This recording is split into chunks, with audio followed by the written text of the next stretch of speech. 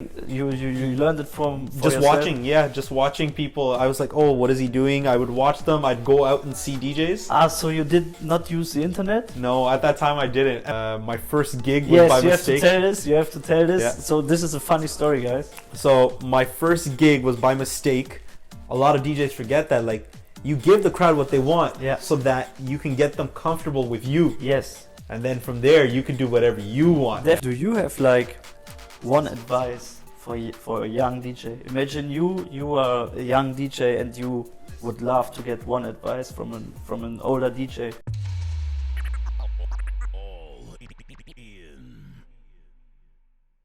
Okay, I start the intro. Welcome to another episode of the All In Vlog. We are right now here in Toronto, maybe a little bit outside of Toronto. Yeah, I we're in think. Mississauga. Yeah, that's right. I'm here with DJ Double J. Thank you for taking part at the All In Vlog. No, thank you for having me, man. Take your time.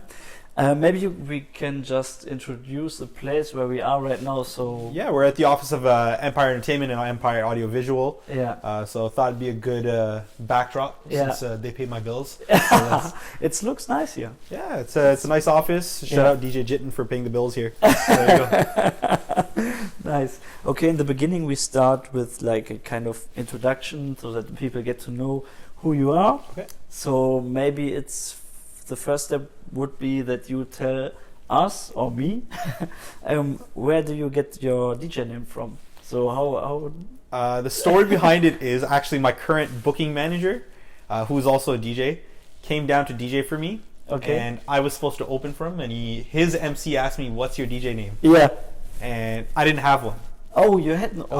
I had just started DJing, no name, so branding sucked. And my real name is Jag Jeevan, so Okay. JJ. Yeah. And he's like, he got on the mic. He goes DJ Double J, and since then that's been the name. You liked it? Hey man, it worked. Okay. It represented me, so I've just rolled with it. Nice, man. Nice. When did you start DJing? So officially, did high school. Just dabbled in it a little bit. But officially 2010, 2011. Oh, okay, yeah. Me too. There you go. Yeah. The first steps, Yeah, the baby steps. Yeah. Okay, that's like 8 years ago, right now? Yeah, nine. 9? Yeah, about 8, 9. Yeah, okay, we're close to 2020. Yeah. Okay, nice. And you came from another world, country? yeah. World. Well, okay. Maybe you can tell your first steps, like how you get in the scene and how you started. We told in the car before, and you told me the whole story.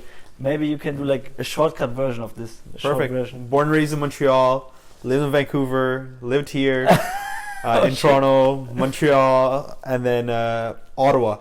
And it's in Ottawa when I was drumming. I loved DJing. I loved watching it. So you was a drummer before. We have to say this. Yeah. And then you came to DJing. Yes. So I played an Indian drum. I used to play. This is when like we were talking about, David Guetta was big. House music was big. And I wanted to get into DJing more so because I liked vinyl. Yeah. So I bought 2 belt drive Newmark turntables and a Behringer mixer that had a European plug on it. So I had to use a converter. And I couldn't afford a Serato box, so I had to go buy cheap Ortofon needles, and I bought 4 $1 vinyls. Oh shit! Yes, this is a story, man. Yeah, and just practice on the same. You started practicing. Yeah, just on the same 4 vinyls, just cut one to the other. Crazy. Yeah, so it was. So you started then with cutting or just transition style? It was just learning. I didn't know enough about DJing. Nobody was teaching me at that time. Oh, so you learned it from just yourself? Watching. Yeah, just watching people. I was like, oh, what is he doing? I would watch them. I'd go out and see DJs. So you did not use the internet? No, at that time I didn't, and I should have. Yeah, I should have. But the internet was available, I think. It was. But so I don't think went out to bars and clubs and stuff and watched the DJ. And so because I was drumming, I had a good relationship with a lot of the venue owners. So in Ottawa, 2 particular venues. One was Lobby Nightclub, owned by Sean Mahmoud. You know the name of I remember him, man. He was good to me. And then The other club was Mansion Nightclub, and the owner was actually a DJ, Elon. Okay. So he used to hire me for other stuff to go drum, but Elon, I would ask him, can I come watch you spin? Yeah. And I would watch him, and I would write down, okay, he's playing it like this, and this is how he brought an acapella in.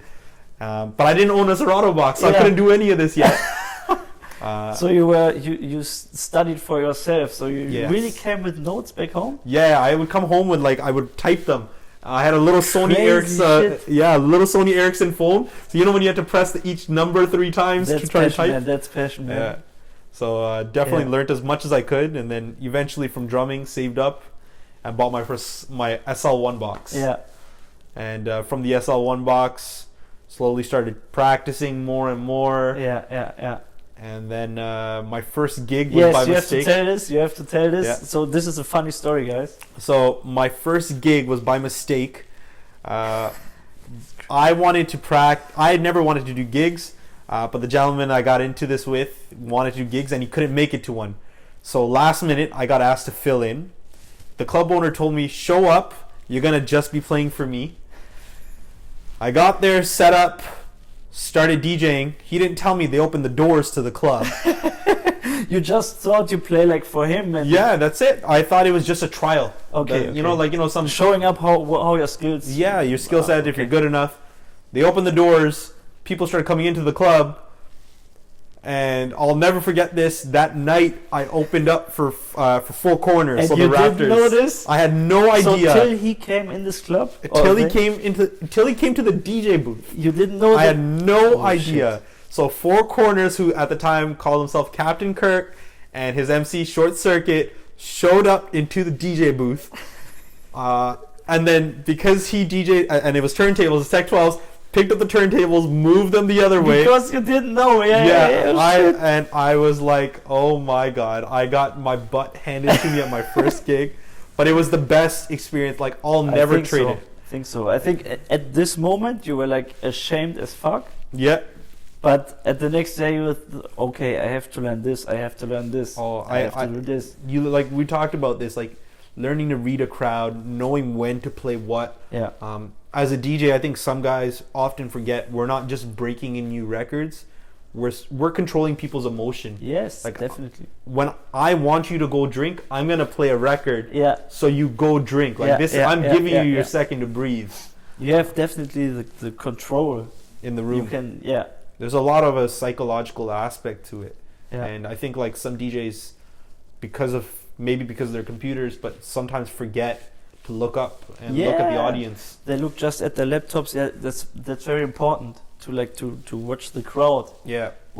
How do they look? What was this a feeling? Yeah, exactly. What do you want to give them for a feeling? Exactly. Yeah. So now we learned a little bit about your first step. So this is kind of funny story, because most DJs ask me, how did I get my first job, and they wanted to know how they get how to get in a club. Yeah. And you didn't want to play in a club. I just ended up there. Yes, this is great. This is the whole story. You know what? And the funny thing is, that owner of that club, he still DJs and he's on the radio. And every time I go to Ottawa, and I tell him all the time, I'm like, you opened the door for me. And this is so amazing. It was like Pandora's box. You opened it and you unleashed me. And amazing. Yeah, it was definitely a good opportunity. So nice. So what is your current style you play? So are you more you are open format DJ? Yeah, I'm extremely open format. What means for you open format, please? So sometimes DJs say they are open format when they play house and urban music like hip hop. But you say extremely open format. What does it mean? So for me, I can go, and this is, we talked about this. I can go from playing hip hop music one night, hip hop Latin music, dancehall reggae, because Toronto is big on dancehall reggae and Afro beats. Okay. Then I could be playing house music one night. Okay. And whole night. Yeah, the whole night. I can do a whole night, and then from there I could do Indian music, and within Indian music there's different sects. So there's Punjabi, there's Bollywood, and then recently I've learned how to play Tamil music. So I do a lot of with Empire, I specialize in doing a lot of mixed weddings. Yeah. So at Indian weddings, especially here, you have to be able to play, obviously, our own culture music, but be able to play hip hop. Okay, be able to because play they also like the new American stuff. Exactly. And then how do you mash up the two? And I think like when you're asking what my style would be, that's what it would be. It'd be like an open format mashup style DJ. Nice, man. And my biggest thing is I love Mumba. Mumba is my thing. So I know, you build a floor. I want to build it so that when I'm ready, like prime time, I want to do Mumba. And that's where I want to. I want to be able to, throw in an Indian track and throw in a Latin track and throw Afro track. Okay, and, nice. So around 100, 110 BPM, like this. That's the comfort area. Yeah. Yeah, really. Okay, nice. So that's definitely where I kind of sit with music. Nice, man. Are you interested like in technically things like three style stuff? Yeah, like I love three style. I've watched three style since I started DJing. Yeah. So 2012 was the first time I saw a DJ Trey's routine. So shout out DJ Trey's. Yeah, sure. And then as the years went by, I got to see Headspin, got to see Full Color Zach. Obviously everybody's seen Puffy and etc. Big inspiration for you. Yeah, it's a huge inspiration. Like I grew up listening to starting from scratch. Okay. Mark is his real name. Yeah. He's Russell Peters' official DJ. Okay. And I used to wake up. He used to do. I think it was like at a certain point he did like 4 mix shows a day. That's crazy. As it like if you're a radio DJ and you think you're doing a lot, he did 4 or 5 radio sets a day. And I used to wake up. I didn't live in the city at the time. I used to wake up at an alarm and I used to listen to his sets every day. And I was like, it didn't matter what I was doing. I had to listen to his sets. So like he was very clean. Mm-hmm. Like he was able to do blends. So he's not a big turntablist. Yeah. But he knew how to party rock and do these blends that nobody thought of. Like I went to a party and he played Sesame Street. Okay. Like, that's a children's show. He played the Sesame Street theme song in a room full of hip hop junkies. And I heard that and I was like, this guy basically has the room. And he can do anything now. This is also a little bit crowd control. Yeah. Because he set the mood for playing this song. Exactly. Yeah. And going back to that, like a lot of DJs forget that, like you give the crowd what they want so that you can get them comfortable with you. Yes. And then from there, you can do whatever you want. Definitely. So I think you have to get the trust from the people in the first 15 to 30 minutes when you play. And after that, you can do what you want. So that's one of the biggest things. And like I do a lot of weddings. Yeah. So obviously, you have the club DJs and then you have the turntablists. With weddings, there's the traditional stuff. And how do you move from the traditional to the urban stuff? Yeah. Without pissing off the parents at the same time, right? Yes, that's because you have like an age range from it's big. Yeah, it's a wild gap. So, and with weddings, one of the biggest things I think that we face that club DJs might not see as much is requests.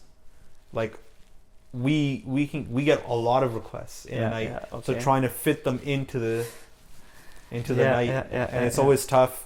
I think that's one of the biggest challenges is finding a time to play them, how to play them, and sometimes you have to play it. It's family. Yes. So man, that's been like trying to pull something from each side. Like like I said, from Mark, the blending, the style. 3 style is the creativity. Yeah, definitely. So that's kind of like That's where you want to. Yeah, it's where I want to go. To. Yeah. Okay. Learn a little bit more about turntablism. That's kind of like the goal for 2020 is sign up, learn, practice. I have a rig at home on top of my rig that I travel with. Nice. So try to practice as much as I can to learn. Nice, man. And introduce a little bit of turntablism into wedding scene. So. Yeah. That's. I think I don't know many DJs who do this. But maybe they don't promote it. I'm not sure, but do it. Yeah, man, like it's something different. If you love it, do it. Exactly. That's the game plan, man. Yeah. So maybe you can also. I'm not sure if the Indian culture is right now in the Red Bull 3 style. Maybe this is for you like an outstanding. You know what I mean? Yeah, like it's a special. it's like the goal. My goal has has been to practice enough to do a 3-style submission. It's not even get into it, but to do it. Yeah. And it's funny, I have a book, like I consistently keep a book with me and I write ideas down, like if there's something, and like I said, practice, eventually do a submission. Even if I don't get in, it's the fact that I put my best foot forward. But I think it's always experience. So for the next year, you learned from the last year and then you push forward. Yes. Exactly. It's always the same. So where do you see yourself in the future? What do you want to do with DJing? So it's the kind of Red Bull 3-style thing? Yeah, you want to do more routines in your sets? Or? Yeah. So one thing that I learned from Red Bull is you can build these routines. And as you build them, you improve on them. You learn what works, what doesn't work. Yeah. Even in my wedding sets, I have certain routines that I do. Nice. Do the people recognize this, or? Yeah, so with the wedding ones, I make it very apparent. So there's a song by an artist named Jasmine Stanless, and she says in her song, like, if you do the translations, I live in Cali. Okay. So I'll loop I live in Cali and go into California Love and play that instrumental and continue the track. So it's something that even if you're not into it, you've recognized that the DJ's done something creative. So I want to push that. I want to push doing, how do you separate yourself from a good DJ to a great DJ? And I think that's, consciously doing that and pushing the culture. And I think practicing is the biggest factor. You have to practice. So I think when I practice, I get the ideas because I play with certain music styles and genres and a cappellas and instrumentals. Yes. And then you get the ideas, I think. Yeah. Only when you play. That's the only way, man. Because you listen to the music. Yeah. Yeah, nice, man. So I think we quite at the end of the interview. Okay. We have I always ask the question, do you have one advice for a young DJ? Imagine you are a young DJ and you would love to get one advice from an older DJ. Do you have anything in your mind, like something in marketing or do your own style, stuff like that? My biggest thing would be, and this is something I said to you, I lived in Australia for 2 years. When I went to Australia, I feared who I was, what my background was. Yeah. But when I went to Australia, I worked for a company called Culture Kings because of one DJ, DJ O, who's actually probably one of the most talented DJs I've ever seen in my life. So shout out DJ O. Watching him play taught me not to fear who I am, bring my own style, bring my own background, and use it to my advantage. So be you. Don't fear. Like if you're from Germany, play German rap. Yes. It doesn't matter if you're in Toronto. People will vibe to it. I play Indian trap. There's certain artists like Bum, Fateh. I love playing that stuff because people vibe. So I've learned to just accept it and introduce it to the rest of the world because, you said, we're all connected. Yes. Yeah, this is the culture in every country. Yeah. And you can bring it to another country. Exactly. Nice, man. Thank you. Thank you for being a part. No, thank you for having me. So we're at the end. And if you want to greet anything, that's also a thing. Anyone, if that's also a thing. Maybe we can shout out to Senga. Shout out Senga. He brought us together. Yeah, shout out to Senga, man. Important. He's been the plug. Yeah, definitely. And no, thank you for having me, man. Yeah. Huge shout out to pretty much all the DJs that kind of make these things possible, man. We would have never met. No. So this I love that, connecting with people, other DJs, and to talk. Yeah, man, that's it. Okay, nice. So we're at the end of the episode. If you love the content, if you like the videos, subscribe. Like, share, subscribe. There, I got you. Stuff like this. All the links to this guy here are in the description, so check him out. Like IG, Facebook, whatever you have, Spotify. I don't know. We put everything down under, and we see us next Sunday. Bye bye.